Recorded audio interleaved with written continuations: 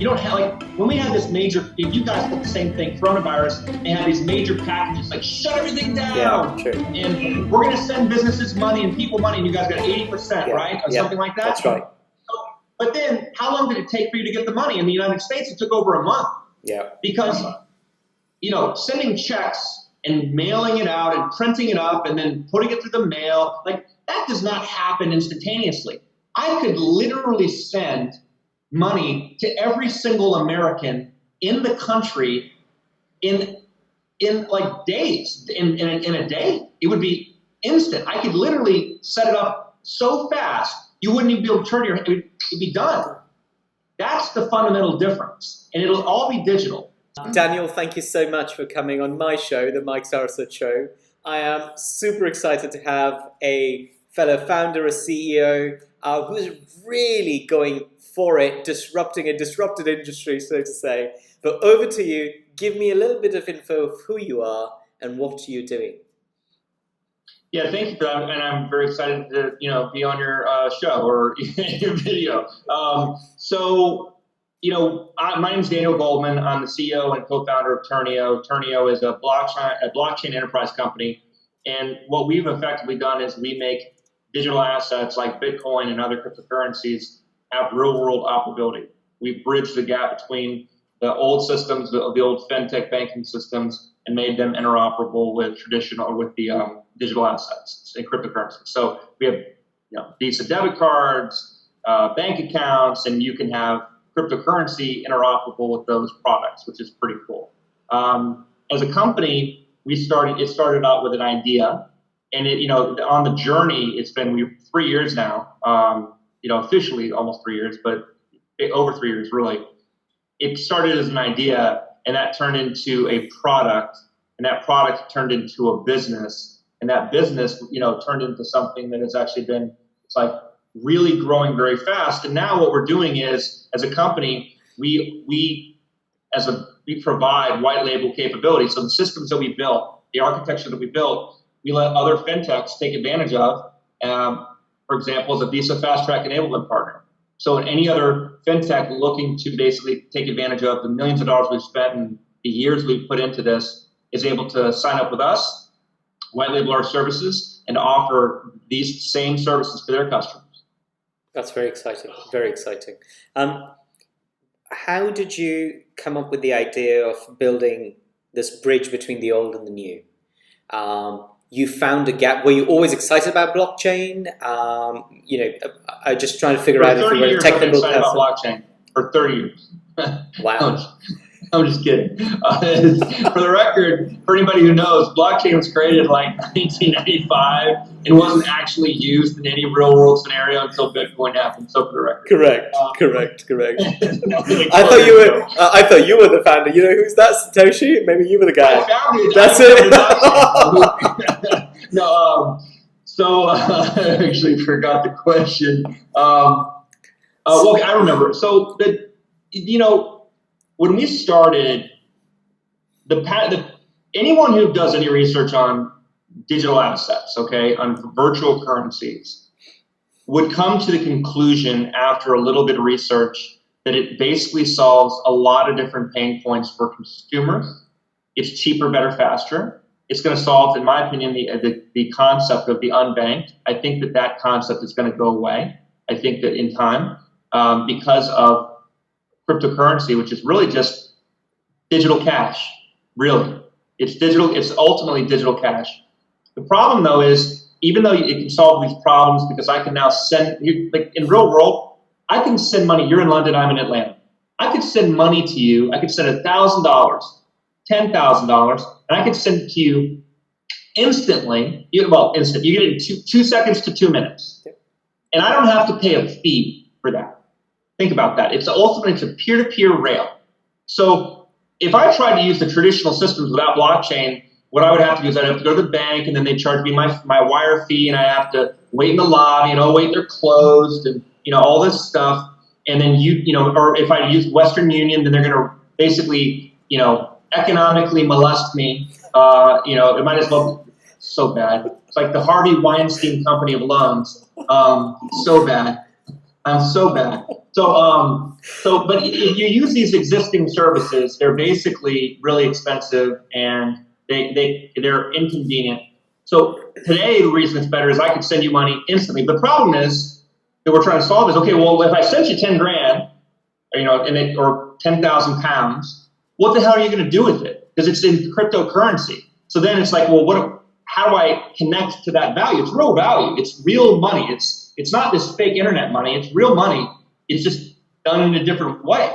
So it's like, okay, well, now what am I going to do with it? And we try to solve that problem. We solve that problem where you can connect that digital cash to a debit card, to a bank account, and make it have real world applicability so you can pay your bills, pay your mortgage, et cetera, and instantly. So we're very excited about why this sort of, think of it as money as software, is going to completely change the entire industry, which is the biggest industry in financial services, payments, banking. It is going to fundamentally change, and why people need to think about, why does this affect me? It's going to affect everybody. It's going to become the thing that you don't even know you're dealing with cryptocurrencies. All you know is that it just works faster. Email is faster than mail. And, people don't know how it works. I type in Daniel@Ternio.io, and then, people don't know how it works. They just know it. Wow, email, amazing, transformational, right? We couldn't exist without email or messaging, real-time messaging apps. This is just money in that same kind of transformation we saw with information. We're going to see that same kind of transformation with financial services. What is really exciting about what you said about speed and efficiency, I also find that there are a lot of silos and bottlenecks with, especially with the unbanked bit that you said. One of the major issues, a lot of people talk about, sort of going around Robin way, literates, right? So I love what you say about your personal life, that you've literally, from where you've come, and you're quite open about it and what you've achieved. There's a lot of life lessons in there that even the kids going to Harvard and in Oxford won't have and will never have, right? And I say that the same thing for financial institutions, and a lot of the times people think the unbanked are just the people who don't even have a bank account.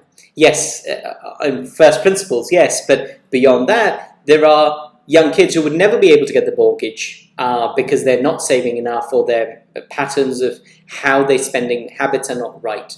So on that same principle, do you think that not only by making systems faster, but having a different way to analyze credit scores and systems, that blockchain can actually provide that a new way of looking at people's financial lives and giving them new types of scoring so that they are more able to access more freedom? Well, what you just said, the answer is yes, but the last part is what throws me, where you're talking about accessing freedom. Here's the interesting dynamic. It's a dichotomy, okay?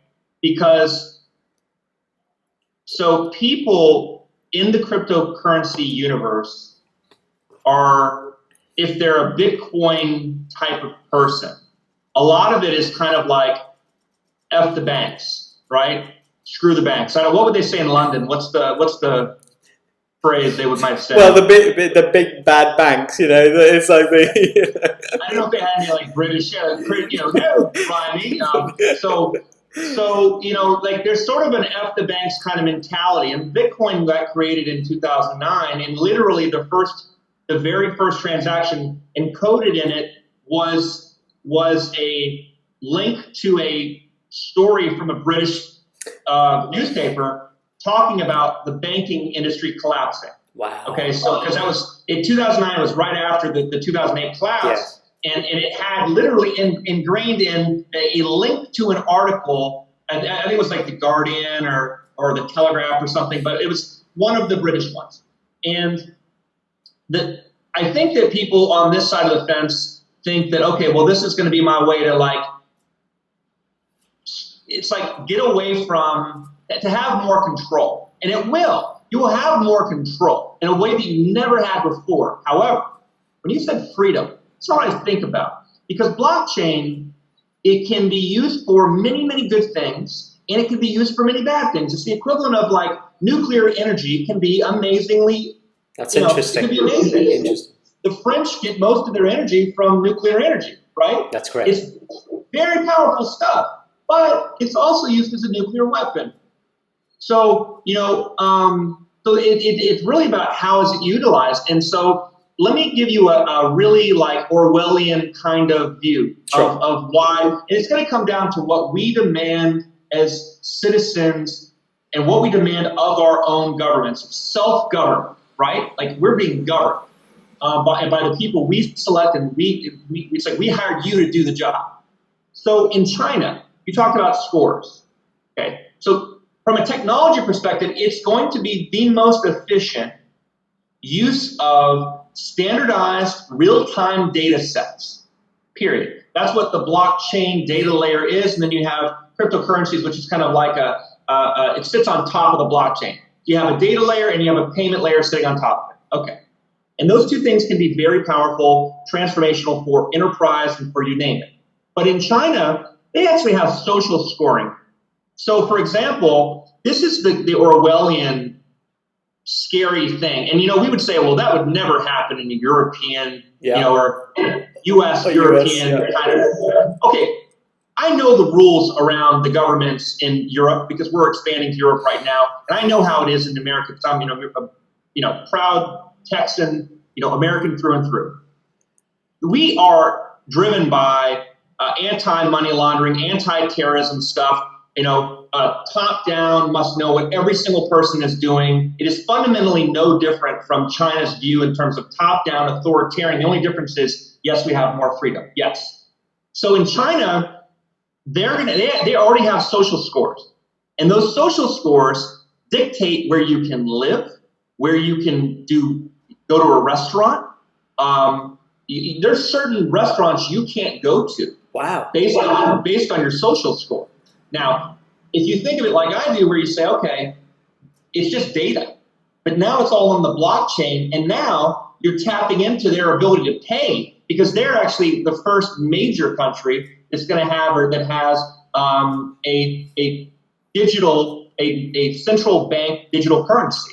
And it's on what's called a private permission blockchain. So really what the government can do is control, if you have RMB, which is what you pay in, then they will be able to, using cryptocurrency, a digital cash, digital RMB, they can limit using your social score that's directly connected to your ability to go and pay for stuff and where you can live. So that's not, you would say, well, that would never happen in the US and in the EU. But you know what? I've seen way too many authoritarian stuff coming out of Europe and in my own country. I mean, we are not immune to those kinds of things at all. And so it's all comes down to, it's going to be better, cheaper, faster for consumers. But the privacy element, the freedom element is only going to be what we dictate, what we demand of our own governments. And if we don't demand it, we will not get it. And I'm fully convinced of that at this point. That is very interesting you say that. That's very interesting you say that. I think you have put to rest a lot of the so-called fluffy, overly positive press that sometimes blockchain might get. At the end of the day, these things need space. They need, large technological resources, money to run. They need permissions, legal grants to operate.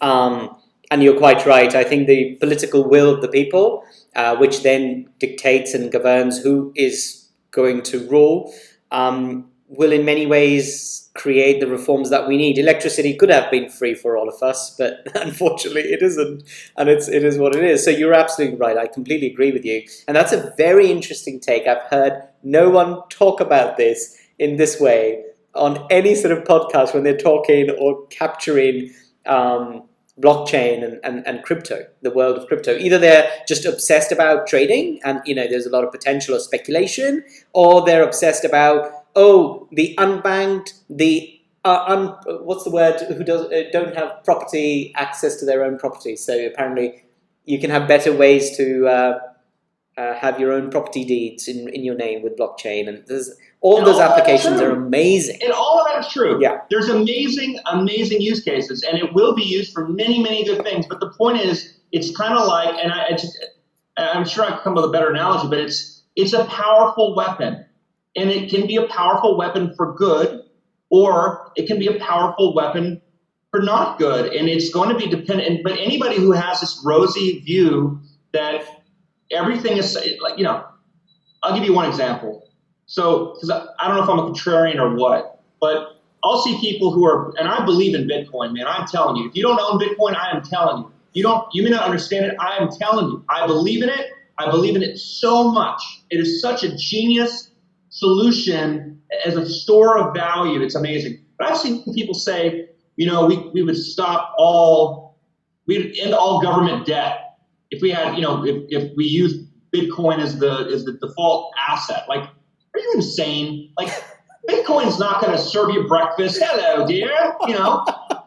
It's not gonna end government debt. It's not gonna fix world poverty. It's not gonna save all the whales. And then on the seventh day, the Earth was created. It doesn't do that. Okay. Blockchain as a use case can be very powerful. And actually, I'm really excited about a good example. You talk about the deeds, right? The title. Yeah. I don't know if they call it title. Yeah, title deeds, land deeds. Yeah. So like in Haiti. You see in a lot of these different countries where you'll see sort of I worry about the poverty in the United States, right? As one of the wealthiest countries in the world, but it's nothing compared to some of these other countries where, like Haiti, for example, and one of the problems they have in Haiti is that it's not that they couldn't build something better. It's not they don't have the capability. It's that they don't want to build if they don't have complete clarity as to their ownership of the land, because as soon as they build something nice, somebody will steal it from them. That makes total sense. It's very rational. Why would I build a nice house if as soon as I do that, somebody else is going to take it from me? Wow. And I can't, because legally, I don't have any way to prove I own this little place in land. And that's a fundamental problem.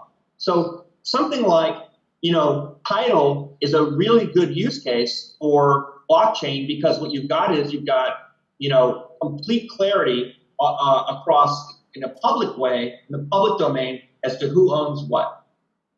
That's amazing. That's amazing. Really, really excited about our chat. And so going back to Ternio, tell us a bit more. You now have a card. You have a partnership with Visa.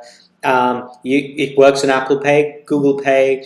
Tell us all of that. And you've also got a coin as well out there, which is exciting. So give us a little insight as to your sort of revenue model and how people can access it.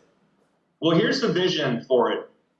If you wanted to create a bank account today, how long would it take you for a traditional bank, right? I've heard of, people say Revolut, and I think Revolut's done a good job of making it faster. They're kind of the neobank.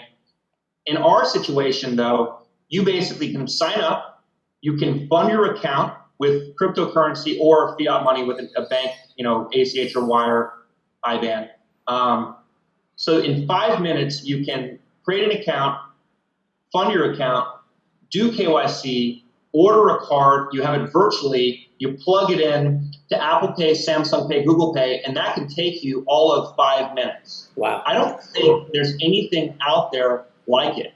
And so if in 5 minutes, and I've got it on my phone. Nice. If in 5 minutes I can set up everything and it's basically paying with things at a store, to me that's extremely powerful. And then you say, okay, well, that's cool, but now I want to send money. Like it's so crazy. So like if I want to send money to a family member and you're international, but let's say I wanted to send it just down the street. Yes. Okay, well, I can drive there if I have cash, which I don't have cash, because cash is very expensive, actually. So I could drive there. I could Venmo them money. But then what happens on Venmo or Zelle, well, Zelle is a little bit of a magic trick, but Venmo is basically kind of like, I never had the money really. I just had the rights to the money. Venmo had the money the whole time. So I'm giving now my rights to the money to you. You don't really have the money, and then in a few days you can withdraw those funds. You can withdraw the funds, and in a few days you'll get it to your bank. You don't really have like instant real-time access. Venmo is just saying, okay, Daniel no longer has it now. Fred has it, and Fred, you can move it to your bank, and then in a few days you get it. With us, we can actually send funds, whether you're down the street, whether you're international, whether you're in another state, and it depends on the blockchain you use. So that makes a big difference. If you don't know anything about blockchain, different blockchains solve different issues. For me to say the word blockchain is the equivalent of me saying I own a method of transportation. I can have a helicopter, I can have a boat, I can have a car, an SUV, a bike. There's so many different versions of transportation. Blockchain functions the same way. There's different kinds of blockchains. There's a Bitcoin blockchain and an Ethereum blockchain, and you've heard of Ripple, Stellar, et cetera, et cetera. And so depending upon the right kind of blockchain, we can send funds. You talk about our own token. Our token is on a blockchain that's so fast that if I want to send funds anywhere, I can do it for free, basically, and I can send it within 2 seconds to 2 minutes, depending upon the network. So I look at that and I say, okay, well, I could do that where I control my own money and I can send it to somebody without having a gatekeeper, or I could use the existing system, which means now, even if I send money on PayPal or Bank of America or whatever, they're charging me money to transfer funds out of my account. It's my money, and you're charging me for my money. So that's one of the things that we're trying to solve, and I think that's where the banks are going to have some real problems, because there's no time in history before where a small fintech, we've got 25 people, we're growing rapidly. There's no time in history where we would be able to compete with a Bank of America head-to-head, or a PayPal, or a Western Union. There's no way in hell we would be able to do it, without major funding, etc. But here we are. We're profitable. We're more profitable than Revolut, and I don't understand companies that have like 20 million users and they're like, well, we're still working on making a profit. Like, you got 20 million users. Like, you're doing it wrong. I don't care. I don't buy that philosophy, that WeWork philosophy. So I think that what we're doing is going to really put the existing like larger brands, larger multinationals in a very tight spot, because we can't be stopped, because I don't need to make as much money as you do. And for you to, if you disintermediate your entire business model, then you're going to get hammered by your shareholders and all these other things. So they're in a real conundrum. And I think that ultimately what will happen is we will get so big and so annoying that someone is going to try to probably buy us, because we're going to bother them. I think we're going to be like the Harry's Shave Club, right? Where you're just really, really changing like a standard business model that's been around for a long time, and you're going to be so annoying. They're just going to be like, we'd rather just give them a big bag of cash and just get them out of our way. The alternative to that is we become a public company, and watch out. So we'll see. That's amazing. That's amazing. It is very interesting. I think the challenge here is, with all disruptive brands is the way the capitalist sort of structure works is that we all want to be the biggest, be the greatest, and then once we are there, we are too big a threat for everyone else. But I think it's quite a beautiful poetic system of everyone trying to go there, and in that journey they will disrupt a lot of the other folks, and then once somebody else is so big, then they need to be disrupted. If, unlike Amazon, who have constantly at the moment trying to prove that they can stay nimble, and it's quite interesting. But a couple of points. Amazon's amazing. Their model at the moment is extremely nimble and disruptive. We've actually worked with some of them, some of their guys in Luxembourg, and they still run it as a startup unit, and it's fascinating. But it's interesting about your ambition and your growth plan, because do you suggest to all other entrepreneurs who are trying to do a startup that they should focus on a exit from the very beginning, so it makes things very clear for them?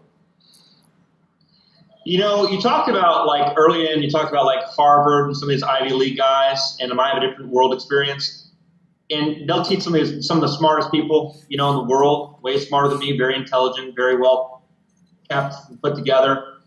And they've got this great pedigree, and they teach you in business school, and they teach you how, it's almost like flipping a business, and I think that's success. But I'll tell you, like, I don't view the world that way. I don't think when Jeff Bezos created Amazon. He thought, how can I start this company and flip it?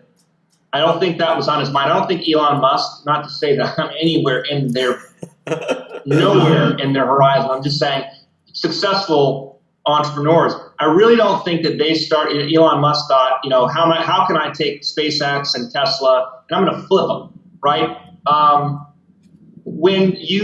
For 2 years, my co-founder, Ian, and I did not take a salary. And I cannot tell you the amount of financial pressure that put on us. It was incredible.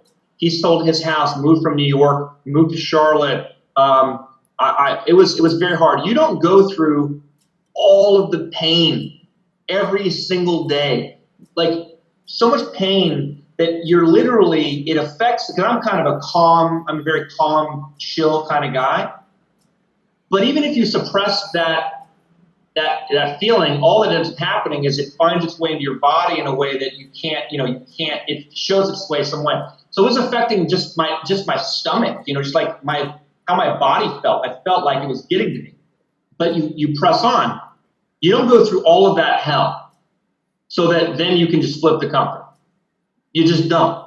And so from my point of view, the answer to your question is, I'd say, I can't understand. I'm sure that many people could be very smart, start a company, and their whole ambition is to flip it into somebody else.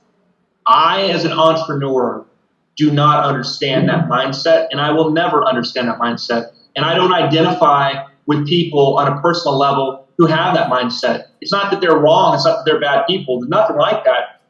I just can't connect with you. Because if you're starting from day one, like, all right, what we're going to do is we're going to build this thing, and then we're going to sell it to Joe. It's like, I don't get it. I don't get it. It doesn't make sense to me. And you're asking the wrong guy if you want to know how to do that. Like, I'm the exact wrong guy to ask for that. You know what I mean? No, completely get it. It's fascinating. It's like I did loads of small businesses before starting the agency, and this was the worst financial idea to do it. And it's just. Anyone who says agency is a business, they're lying. It just runs on patronage. You need rich customers who like you, who like your team, and maybe they'll work with you. And so the business is just nonsense. But I completely agree with you. It is about enjoying the thing you do, the process, and the ups and downs. And we've been at it for 13 years, and it's quite fascinating. But going back to Ternio and BlockCard. If I am in your shoes, what's really annoying to me is, especially in London, in the bubble that, and with all sort of age groups, we employ young people, we also employ older folks, and there is, of course, the fundamental mistrust with everything, which within the financial world, which is hard to get over. But in terms of usage, people are saying, oh, does that mean I actually have to buy alternative currency? What happens when the market fluctuates? And does that mean my same cup of coffee, which is £2 or $2, say $3, is that going to cost me £5 now? So how do you convince them that it's all going to be okay?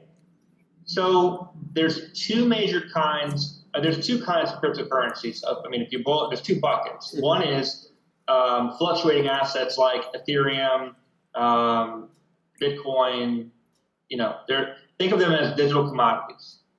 And then you have a thing called a stable token.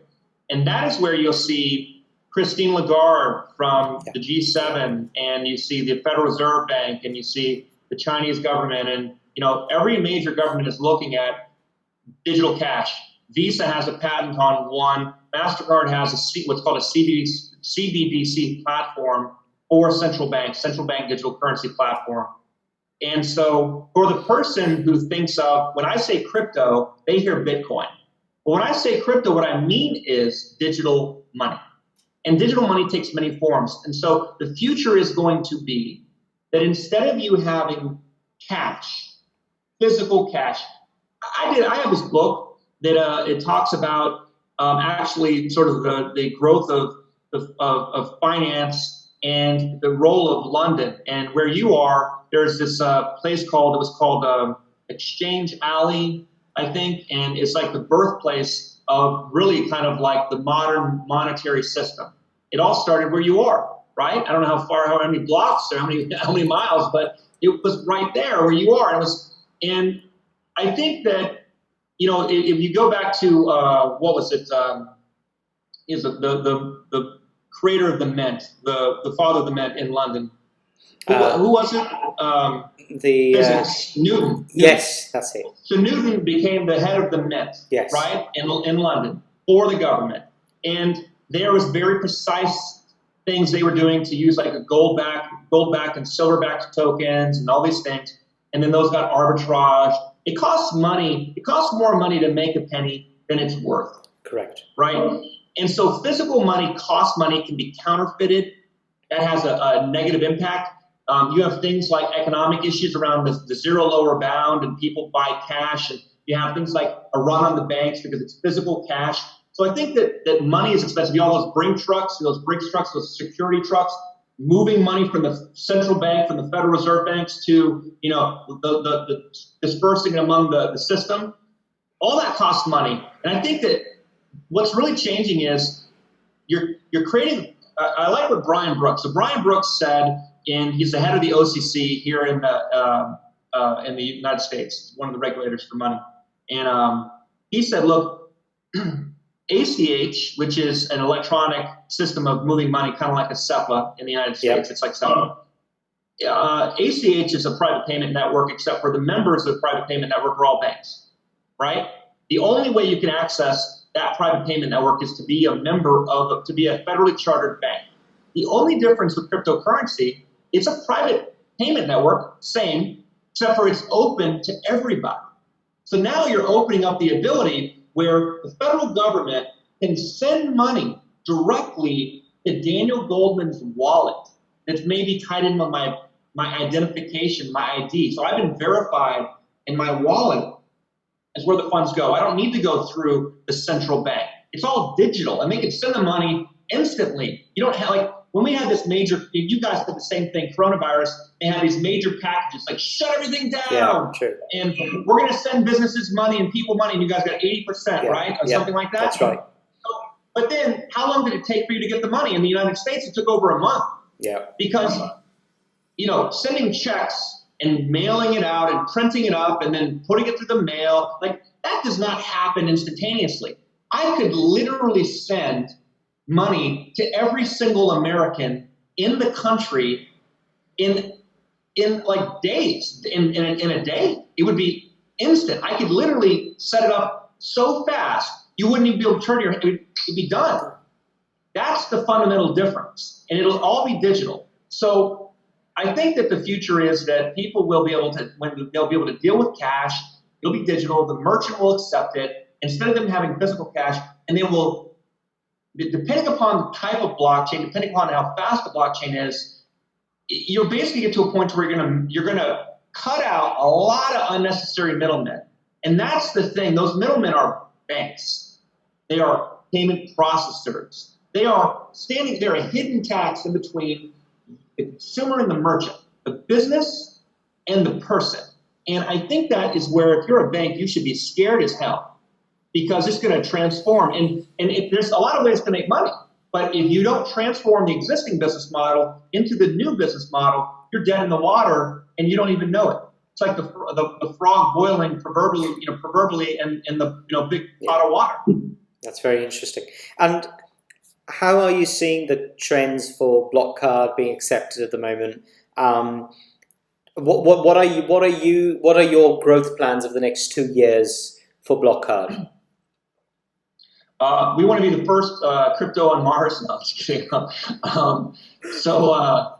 I think the future for us is we're going to be a digital bank. I think that's our future. I think that we're focused on the end consumer and enabling fintechs to connect to the end consumer. We're probably not going to be a public company in 2 years, but I think that's the trajectory that we're going. We're doing we're raising another round in the first quarter. and we're submitting it to the SEC. It's a Reg A, so accredited and non-accredited investors can participate. But it's like basically one step removed from a public offering, like an IPO, because it's actually requires a tremendous amount of like an independent audit, and there's a lot of things put in place to protect consumers to make sure we're doing all the proper disclosures, etc. Well, once you get to that point, you're kind of like, why would you're just like that far removed from all the things you would have to do for a public company. So that's kind of how I think that's the trajectory we're on. Our growth has been phenomenal. This year it's been 450% projected, and then next year I expect us to triple still. And who knows, man? Like I said, we're kind of at this point we're unstoppable. We may not ever be as big as PayPal. We may never be as big as some of these other major fintechs, but I think we'll probably be more profitable, and I think we'll be able to offer a service that is going to, in its own right, outcompete. And I think that's kind of dangerous because it's a more organic role. It's not like scale off of VC money. It's organic, but it's really hard when you have an entrenched organic growth. It's very, very hard to kind of chop away at that if we have really low costs, right? If we're competing in a way like Southwest is a good example. Southwest Airlines was for the longest time they competed asymmetrically in their industry. If you wanted to they could beat you on price all day long. They didn't do it the same way. You didn't get to pick your seat. They had airports where they were maybe considered second-tier airports most of the time. They started regionally, and then they expanded. But eventually, Southwest became the de facto standard in the industry for the most part. And maybe they didn't compete head-to-head internationally with an American Airlines or a Delta or something like that. But they were very profitable prior to COVID for the longest time and were the standard within the industry. And I think that we can be like if we were ever lucky enough to be comparable to what was the Southwest Airlines of the industry, then I will take that all day long. And I would be super proud and fulfilled. I would feel fulfilled on my deathbed that we could be part of something that special. That's amazing. That's amazing. Well said. As a final point, where do you see in 2021 the role of digital money and especially the role of Ternio and BlockCard? Well, if you look at, I'm bullish on it because if you look at the adoption of cryptocurrencies and you overlap it with the adoption of the internet, it is unbelievable how strikingly similar they are. It is unbelievable. So the internet was like this and it's like whoop, and cryptocurrencies are like that. And what's happening is you have consumer adoption. A lot of times it's people aren't trying to get into like stable tokens and like, oh, I would like to use stable tokens to send money cross borders because it's faster, cheaper, better. Right? They're not doing that. They're interested in Bitcoin and they're learning about things. And it's kind of like the gateway drug to other types of cryptocurrencies. And then so that's the consumer side. And then on the institutional side, you have large investments coming in, investing in cryptocurrencies, and you have a lot of companies, major enterprises, and governments that are participating in digital money in one way, shape, or form, or the use of blockchain. So you kind of have this like two different ends of the spectrum, and they're both adopting it in different ways, and they're going to meet in the middle at some point. At some point, that's going to tip over. So I'm very excited about 2021 because there's only going to be more adoption. Bitcoin is going to continue to be a very dominant force within the ecosystem as an investment, which means that it's going to be constantly talked about in the press, which is going to bring in more people because Bitcoin is the thing that they're going to hear about and understand because it's kind of exciting to hear, oh my God, Bitcoin's up 80% this year, right? It's insane. So I think and that goes well for us because if you're in digital currencies, we are a great solution for you to get in it, or fiat on or off ramp. And so that's going to open up more customers at the end user level, more use cases, means more commerce in digital cash, means more fintechs needing solutions. And that means, companies like Ternio can solve real world problems for those fintechs, for those end users. So I don't see, I can't envision a world where we don't completely kick ass in 2021 as a company. That's amazing. That's amazing. As a final question, I just wanted to find out from you, did you have a tech background, or did you have more of a business background, or just business backgrounds? Tell us a bit more about it. Yeah, I mean, like, okay, so look, we have a technical company, and it's surprising to some people because I'm not a technical co-founder, and they say, well, how do you start a blockchain company? Like, how does that happen? I'd already started a few companies, were very successful, did very, very well. But prior to that, for 20 plus years, I cut my teeth, his expression, on working for Fortune 500 companies, working, from the lowest level and constantly working my way up the ladder. And I learned a lot of skills. From my point of view, I always felt like that Liam Neeson moment where he's like, I've accrued a special set of skills, right?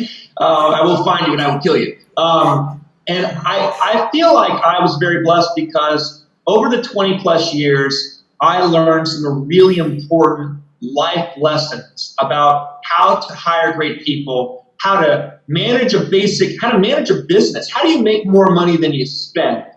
How do you coach people? How do you create a positive environment? How do you make sure that, I've seen all the ups and downs. I've worked for bad bosses, I've worked for great bosses, and I've been parts of many companies that were on the decline or on the up scale. I've started a few, so I've experienced some mistakes and I learned some lessons.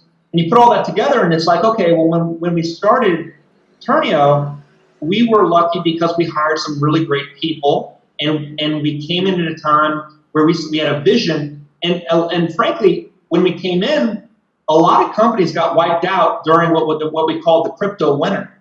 But we made it through, and we've been very robust ever since. So the background for me, with being that management background, that sort of generalist management background, I think has really put us in a place for us to be successful because it's not, I've run $55, $65 million businesses before. And so it's not hard for me to be able to take on that same capabilities for a startup that is growing and scaling. That's my background. That's fantastic. Daniel, I truly enjoyed talking to you. Thank you so much for taking the time to speak to me. And I'm sure we will do a follow-up in a few months or a year or so. But this is terrific. I am a big believer in the power of this. And as you rightly said at the very beginning, you could either use it for good or for bad. And you guys are definitely using it for the good. And more power to you guys. So thank you very much. And we'll speak soon. Keep in touch. Thank you. It was fun. Take care. Bye.